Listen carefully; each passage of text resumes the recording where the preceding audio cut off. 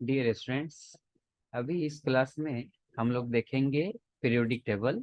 और periodic table के अंदर जो मेन टॉपिक है जिसके ऊपर सबसे ज़्यादा क्वेश्चन पूछा जाता है वो हम लोग पहले कवर करेंगे। फोर मेन टॉपिक क्या है इसके अंदर? एटॉमिक रेडियस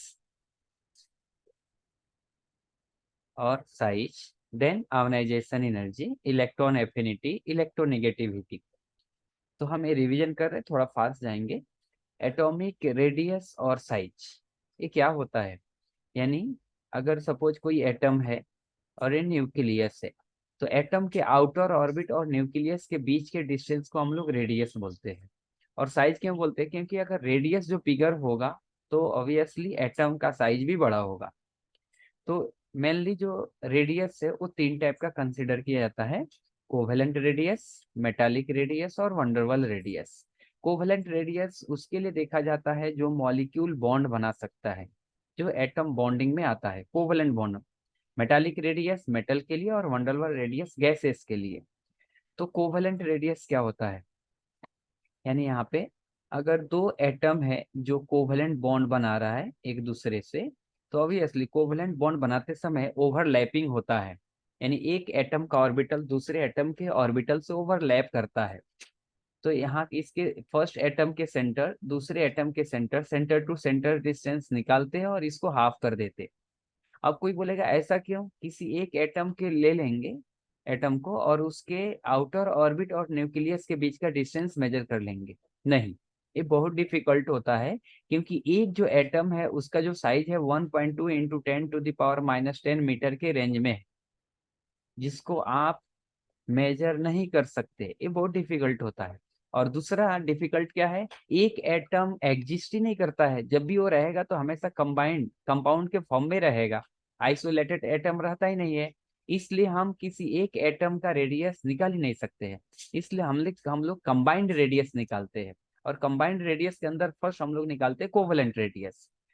और मैं फिर से बता रहा, कोवेलेंट रेडियस के अंदर ऐसे एटम का ओवरलैपिंग यानी ऑर्बिटल का ओवरलैपिंग होता है, तो सेंटर टू सेंटर डिस्टेंस निकाल के हम लोग हाफ कर देते हैं। और एक किसके लिए निकालते हैं? जो सिमिलर एटम के बीच में बॉन्ड बना सकता है, जैसे H2 F2 Cl2 Br2 I2, इस टाइप के एटम के लिए निकालते हैं। देन सेकेंड आता है, अगर दो एटम है जो डिफरेंट है, जैसे HCl के अंदर। तभी देखिए HCl के अंदर जो है ना, जैसे यहाँ पे भी थोड़ा ओवरलैपिंग दिखेगा। तो एटम जो हम लोग रेडियस निकालते हैं ये दो एटम यानी बॉन्डेड के बीच में, तो एक फॉर्मूला है जिसको बोलते हैं शोमेकर स्टीवेंसन फार्मूला, उससे निकाला जाता है। जैसे DHCl, अगर हम H और Cl के बीच में देखेंगे तो DHCl है क्या? Bond length between H and Cl। तो RH यानी radius of H plus, plus RCl minus radius of Cl minus, minus 0.09 delta E N. Delta E N है क्या यहाँ पे? Difference in electronegativity. ते आपको इस बेसिकली अगर इस फॉर्मूले के ऊपर कुछ पूछा जाए तो हमसे क्या पूछेगा?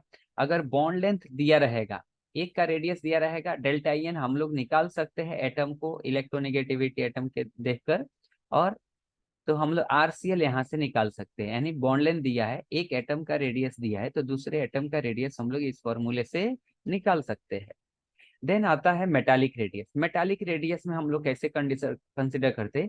मेटालिक रेडियस में तो एटम को ऐसे टचिंग मानते हैं। कोवेलेंट रेडियस में क्या हुआ था? एक दूसरे का ओवरलैप हुआ था। और आगे आएगा वंडरवॉल रेडियस। तो वंडरवॉल रेडियस में क्या होता है? एटम काफी डिस्टेंस पे होता है। सिंपल समझिए, कोवेलेंट रेडियस में एक एटम दूसरे के ऊपर ओवरलैप किया हुआ है। मेटालिक रेडियस के केस में मेटल एक दूसरे को टच कर रहा है।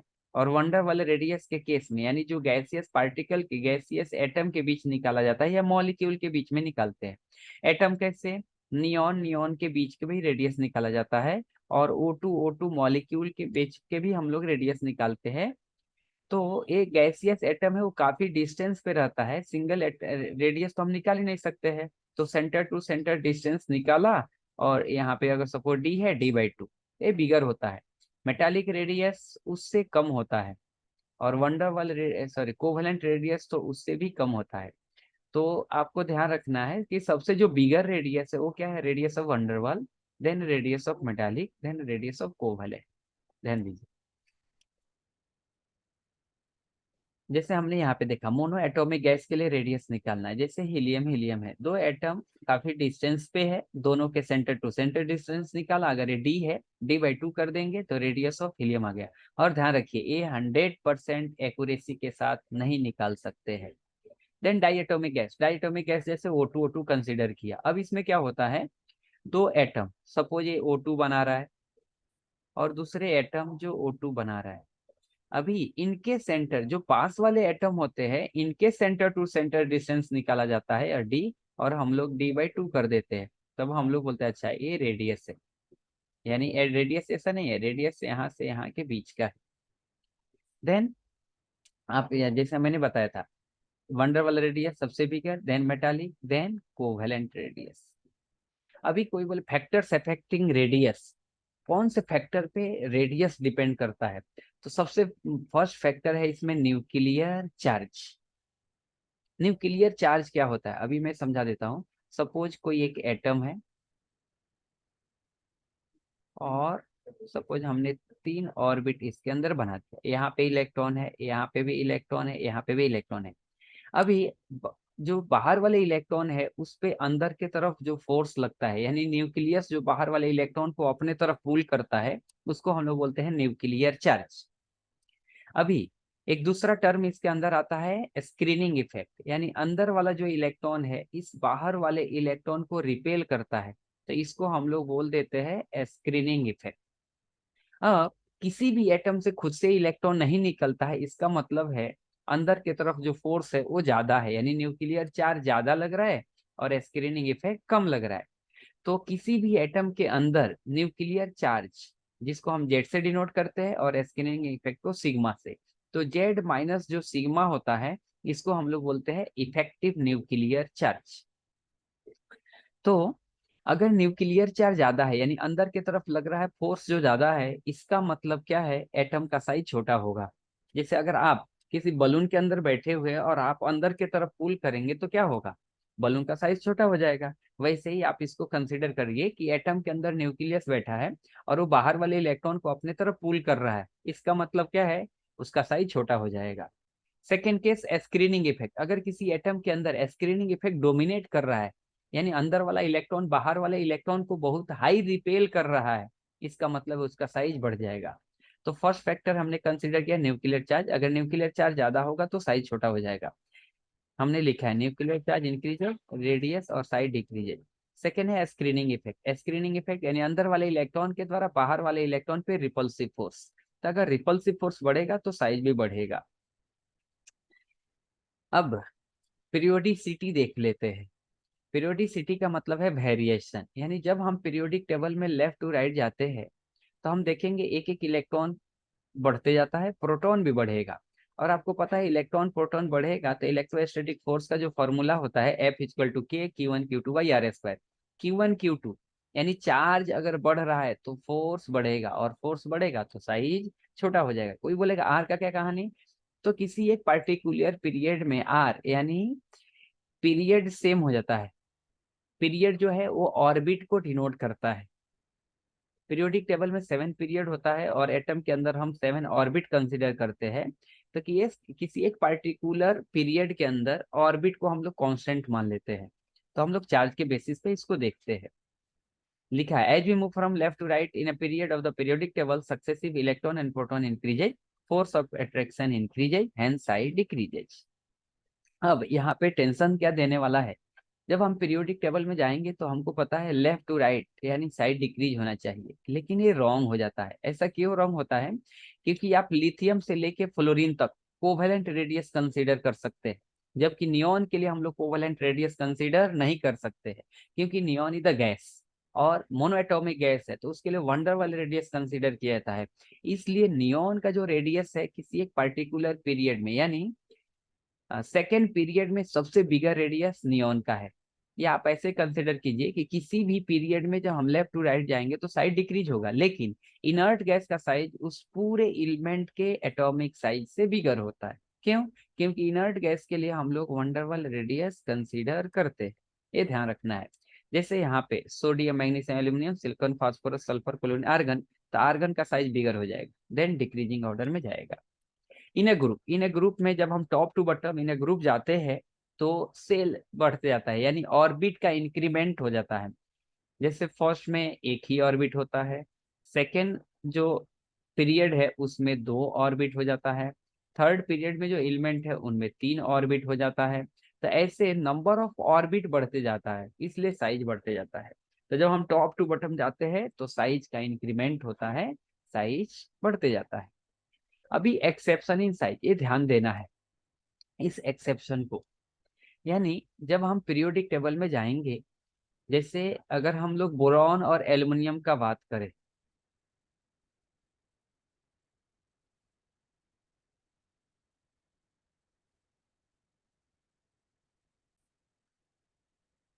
तो यहाँ पे डेटा के हिसाब से हम बात करेंगे। एक्सेप्शन है, ये बहुत इम्पोर्टेंस है इसका, और क्वेश्चन बार बार इससे पूछा जाता है। अभी अभी हम बात करते हैं boron, aluminium, gallium, indium, thallium. अभी देखिए, जब हम टॉप टू बॉटम जाते हैं तो साइज का इंक्रीमेंट होता है, लेकिन यहाँ पे एक एक्सेप्शन आ जाता है एल्युमिनियम और गैलियम के केस में। अभी गैलियम के केस में स्क्रीनिंग इफेक्ट उतने डोमिनेट नहीं करता है जितना एल्युमिनियम के केस में। एल्युमिनियम में स्क्रीनिंग इफेक्ट बहुत ज्यादा होता है, मैंने यहाँ पे डेटा से समझा रहा। तो रेडियस ऑफ जो एल्युमिनियम है 143 पीएम है, जबकि रेडियस ऑफ गैलियम 135 पीएम है। फिर से समझा रहा, एक्चुअली होना क्या चाहिए, गैलियम जब हम टॉप टू बॉटम जाते हैं तो गैलियम को बिगर होना चाहिए, जबकि एल्युमिनियम का साइज बिगर हो जाता है। क्यों? क्योंकि एल्युमिनियम के जो अंदर है वो स्क्रीनिंग इफेक्ट डोमिनेट करता है एल्युमिनियम के अंदर। तो एल्युमिनियम के अंदर स्क्रीनिंग इफेक्ट डोमिनेट करता है, तो एल्युमिनियम का साइज गैलियम से बड़ा होता है। एक्चुअली 143 है, कहीं कहीं पे लिखा रहता है aluminium is greater than equal to gallium, लेकिन आपको कंसिडर करना है ये वाला data, aluminium is greater than gallium. Second case indium और थैलियम के बीच में आता है। अभी थैलियम पे जो है लैंथेनाइट कंट्रैक्शन काम करता है, थैलियम के ऊपर लैंथेनाइट कंट्रैक्शन काम करता है, ये याद रखना है। इसलिए जो थैलियम का जो साइज है वो देखिए डेटा वाइज 171 है, जबकि इंडियम का 169 है। तो हम लोग बोल देते हैं कि indium is approx equal to thallium, लेकिन एग्जैक्ट नहीं। एग्जैक्ट का जब डेटा आप बात करेंगे तो थैलियम जो है हल्का सा बड़ा हो जाता है इंडियम से। ये डेटा आप कंसिडर कीजिए कि थैलियम बिगर है इंडियम से, indium is bigger than aluminium, aluminium is bigger than gallium. ये ध्यान देना है, पहला एक्सेप्शन है कि aluminium is greater than gallium. Then next आते हैं हम लोग डी ब्लॉक के अंदर।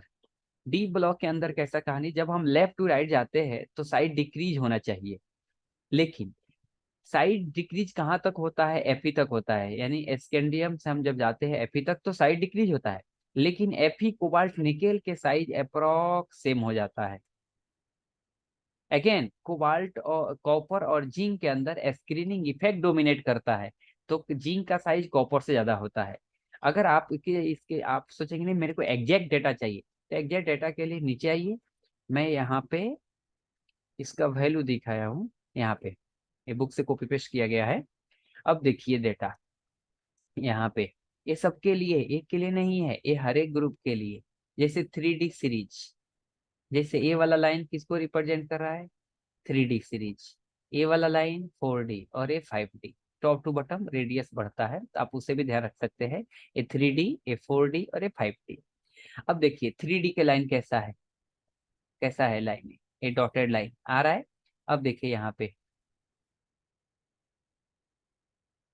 जो फेरस कोबाल्ट और निकेल, यहाँ पे सॉरी ये जो एग्जैक्ट डेटा यहाँ पे भी मिस हो रहा है।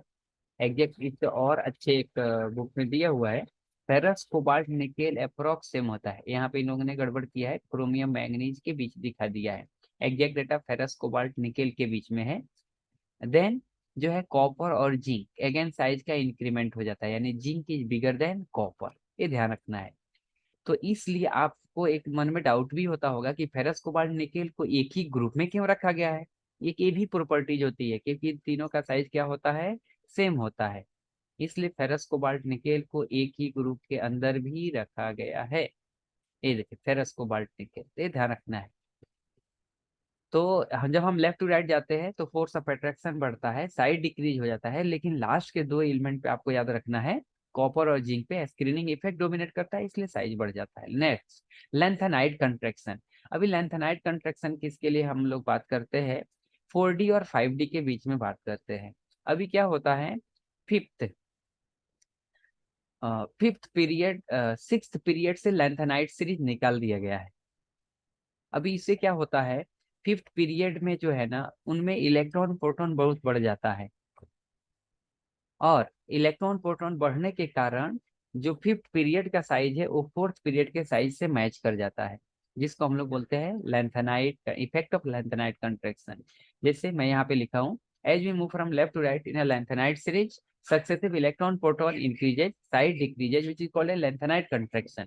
इसका इफेक्ट देखिए, अभी स्कैंडियम से तो कुछ नहीं है, लेकिन इनके बीच का देखिए, जैसे मैं दिखाया, यहाँ पे 21 इलेक्ट्रॉन है, 39, डिफरेंस कितना है 18 का, इसके बीच में भी 18 इलेक्ट्रॉन 18 प्रोटॉन का डिफरेंस है इनके बीच। लेकिन जब इनके बीच हम देखते हैं तो 32 इलेक्ट्रॉन, सॉरी, ले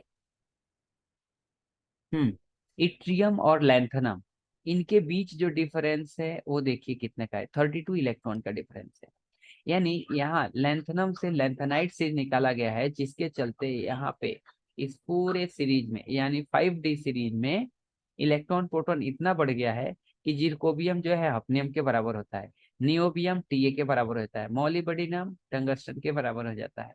तो इसी को हम लोग बोलते हैं इफेक्ट ऑफ लेंथेनाइड कंट्रैक्शन। बस आपको इतना ध्यान रखना है कि 4D और 5D सीरीज का साइज बराबर होता है, लेकिन इसके अंदर क्या हमको याद रखना है, स्कैंडियम से बिगर होता है इट्रियम, और इट्रियम से बिगर होता है लैंथनम। यानी लैंथनम यहाँ पे मैंने नोट करके दिया भी है कि जिरकोबियम हफनियम के बराबर है, NbTA के बराबर है, मॉलिब्डेनम टंगस्टन के बराबर है, लेकिन lanthanum is bigger then yttrium, क्योंकि वहां पे नो लैंथेनाइड कंट्रैक्शन होता है, ये ध्यान रखना है। और एक्टिनाइड सीरीज के अंदर ऐसा कुछ कहानी नहीं है, एक्टिनाइड कंट्रैक्शन का बात हम लोग नहीं देखते। देन नोट, आपको ध्यान रखना है, in lanthanide series screening effect of 4f electron is very less on 5D and 6D electron. यानी 4f वाला अंदर वाले जो इलेक्ट्रॉन है वो बाहर वाले इलेक्ट्रॉन को उतने रिपेल नहीं करता है। देन आयनिक रेडियस, आयन के रेडियस को आयनिक रेडियस कहते हैं, कैटायन के रेडियस को कैटायनिक रेडियस कहते हैं, एनायन के रेडियस को एनायनिक रेडियस कहते हैं। अभी आपको पता होना चाहिए, कोई भी जो कैटायन होता है वो अपने पेरेंट एटम से छोटा होता है।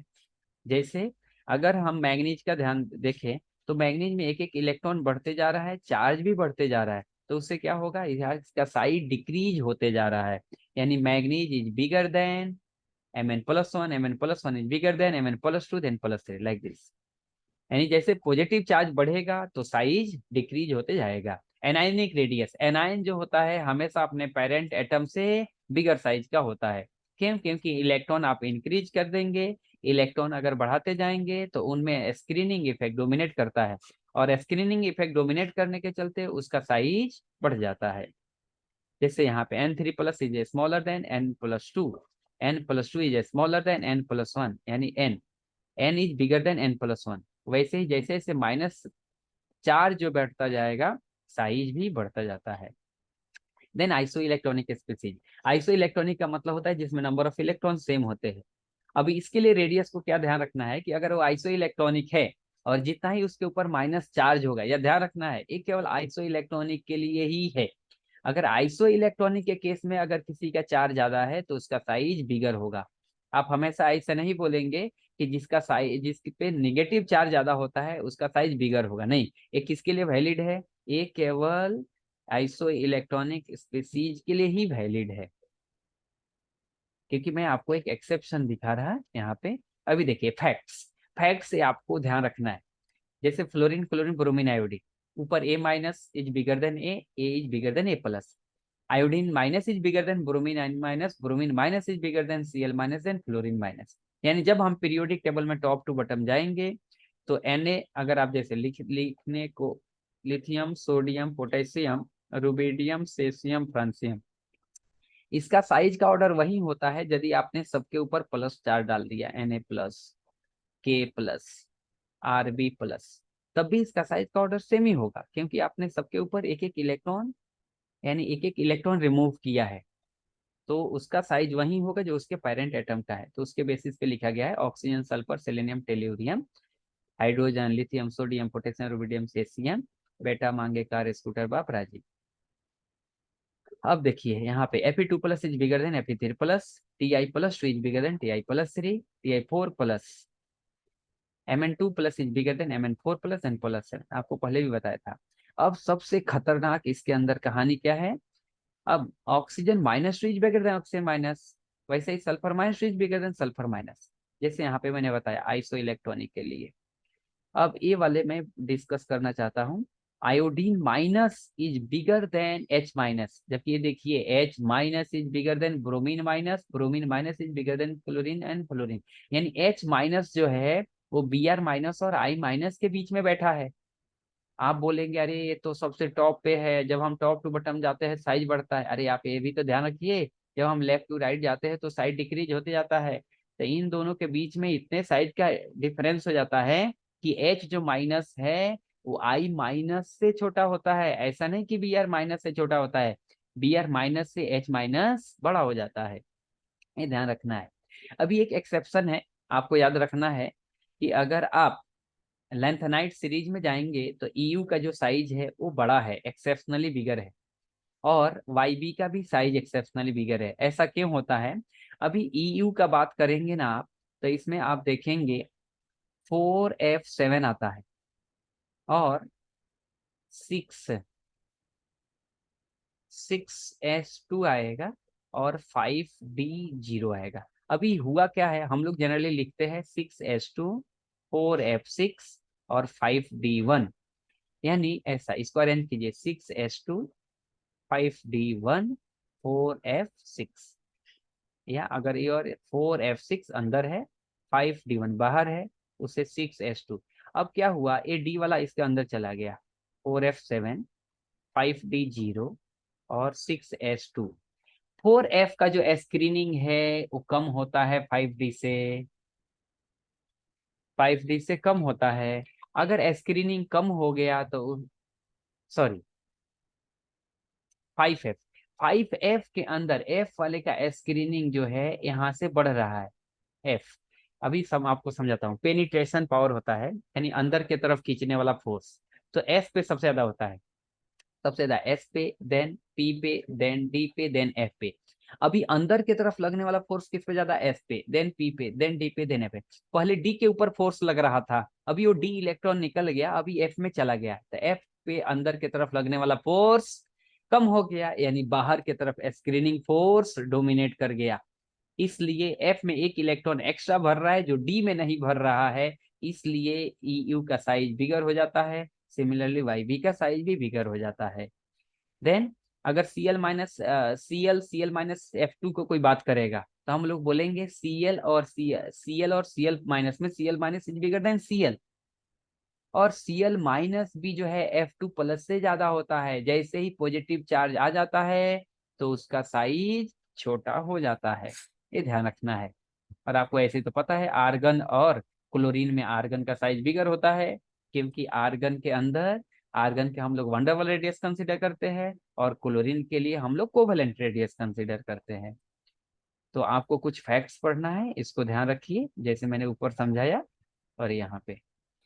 और अगर आपको और फैक्ट्स जैसे यहाँ पे N3 minus, O2 minus, F minus सबके रेडियस दिया हुआ है, ये आपको पता ही है कि जैसे नेगेटिव चार्ज बढ़ता जाएगा साइज बढ़ता जाएगा, यानी N3 माइनस बिगर है then O2 minus then F minus, like this. और फैक्ट्स जो मैंने ऊपर समझाने की कोशिश कर रहा था आपको कि रेडियस जो है यहाँ पे देखिए लिखा है thallium is approx equal to indium, मतलब greater than equal to indium. तो ये वैल्यू ध्यान रखिए, यानी ये डेटा हमको याद रखना है। Thallium is bigger than equal to indium, aluminium is bigger than gallium, और गैलियम इज बिगर देन यहाँ पे बोरॉन होना चाहिए। और ये वैल्यू याद रखिए 4D 5D सीरीज का साइज बराबर होता है, क्यों, क्योंकि इनमें लेंथेनाइट कंट्रैक्शन होता है। अगर नेक्स्ट क्लास में हम लोग बहुत सारे प्रीवियस ईयर क्वेश्चन को डिस्कस करेंगे, तो वो वीडियो आप जरूर देखें। Thank you.